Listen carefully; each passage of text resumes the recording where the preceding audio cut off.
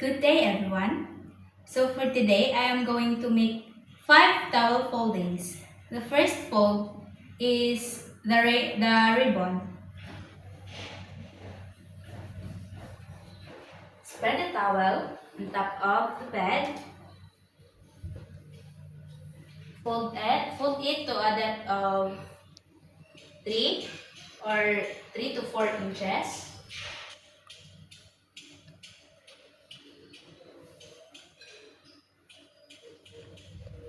Then fold it again. Then fold the bottom corner of the towel on top of the first fold. Then you have to find the center like this and fold the right side.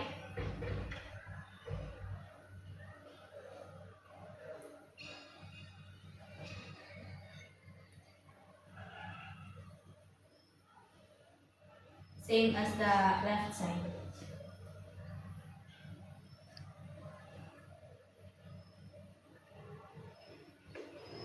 Then flip it.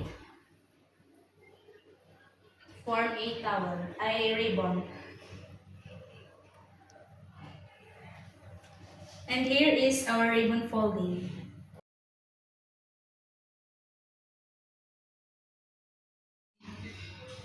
And the second folding is the rolling towel.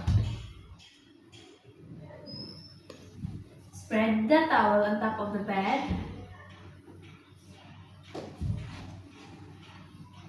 Then fold it, forming a rectangle.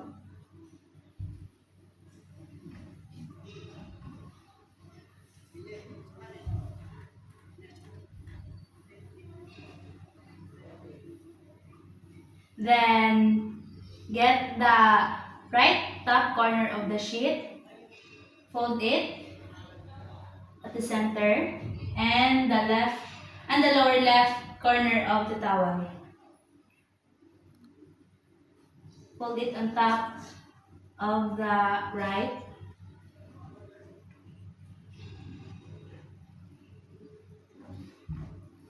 Then flip and fold and adjust. Then roll and lock two and lock.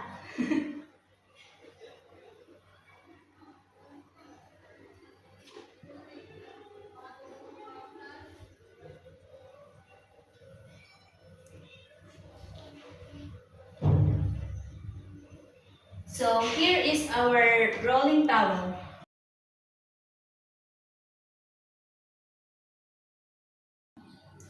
And the third fold is the spiral. Spread your towel on top of the bed.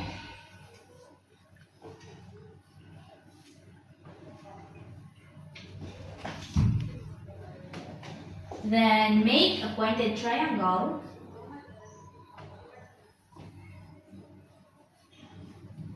Smooth out or remove creases.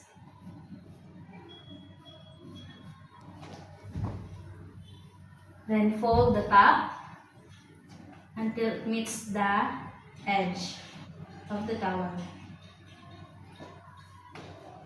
Then flip.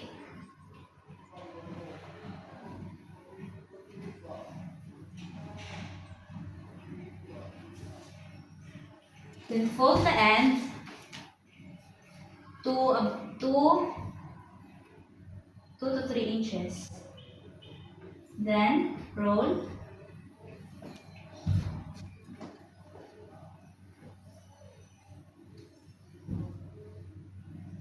Then lock the side.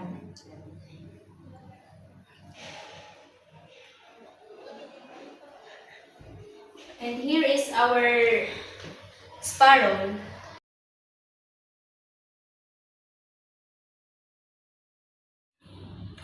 And the fourth fold is the compact folding. Spread your towel on top of the bed.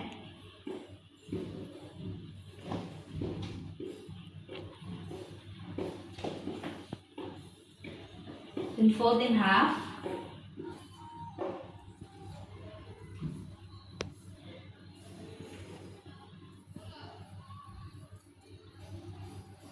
Fold it in half.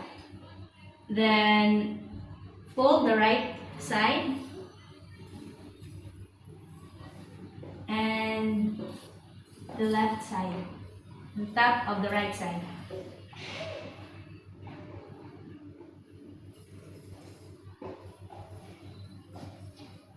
Then flip and fold it 2 times.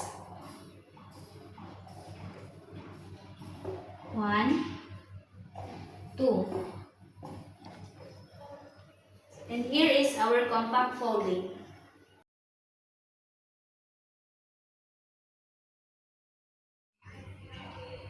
And for my final folding, I am going to make a double roll. Spread your towel on top of the bed.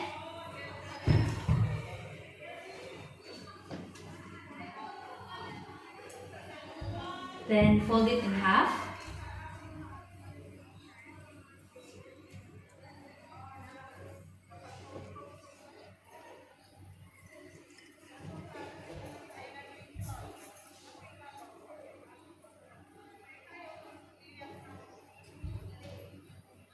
Smooth out. Then find the center and make a triangle.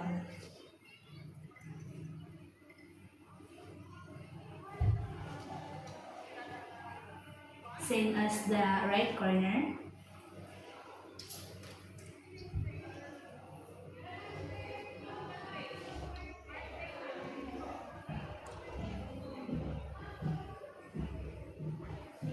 Make sure that they are equal.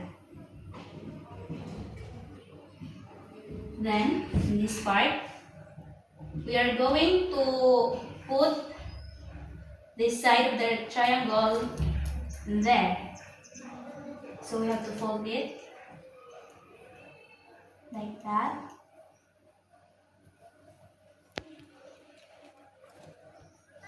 Same as the right corner.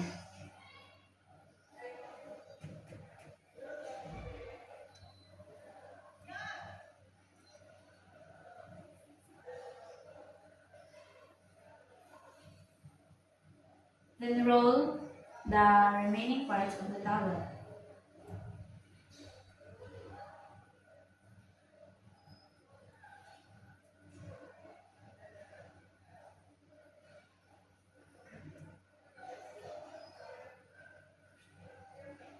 Same as the left corner.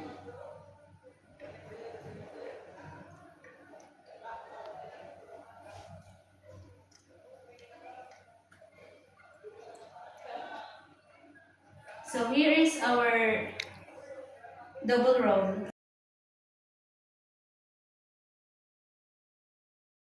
And that would be all. Thank you.